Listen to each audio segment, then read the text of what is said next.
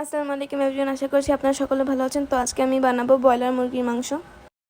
তার জন্য আমার প্রথমেই লাগছে 1 চা চামচ জিরার গুঁড়া, 1 চা চামচ ধনিয়ার গুঁড়া, আর লাগছে 1 চা চামচ গরম মশলার গুঁড়া, হাফ চা চামচ মৌরির গুঁড়া, 2টি তেজপাতা খণ্ড করে নিয়েছি, আর দিয়ে দিলাম হাফ চা চামচ জয়ত্রী গুঁড়া, 1 চিমটি লংয়ের গুঁড়া, 1 চা চামচ মরিচ গুঁড়া। মরিচ গুঁড়াটা আপনারা আপনাদের স্বাদ মতো দিয়ে দিবেন, স্বাদ মতো লবণ, 1 চামচ হলুদ গুঁড়া, হাফ চামচ জয়ফলের গুঁড়া, 1 কাপ পেঁয়াজ কুচি, হাফ চামচ কালো গোলমরিচ, 3টি দারুচিনি এবং 2টি লং, 5টি এলাচ, 2 চা চামচ লেবুর রস।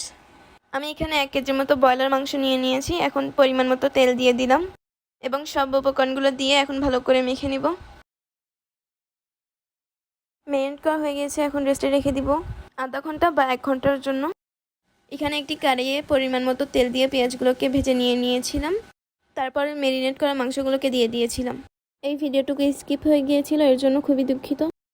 এখানে আমি পরিমাণ মতো পানি দিয়ে দিয়েছি। আপনারা এই রেসিপিটা অবশ্যই বাসায় ট্রাই করবেন, অনেক মজা এবং অনেক সহজেই হয়। এবং ভিডিওটি ভালো লেগে থাকলে অবশ্যই আমাদের ফেসবুক পেজটাকে ফলো দিয়ে রাখবেন, আর যারা ইউটিউব থেকে দেখছেন তারা অবশ্যই আমাদের ইউটিউব চ্যানেলটাকে সাবস্ক্রাইব করে রাখবেন এবং লাইক কমেন্ট শেয়ার করে দিবেন। আর পুরো ভিডিওটি না টেনে শেষ পর্যন্ত দেখতে থাকুন। এখন 5 মিনিটের জন্য একটি ঢাকনা দিয়ে ঢেকে দিলাম। 5 মিনিট পর ঢাকনাটি খুলে নিলাম। এরকম মজা, সহজ ও ইউনিক রেসিপি পেতে সুমি কিচেনের সঙ্গেই থাকুন।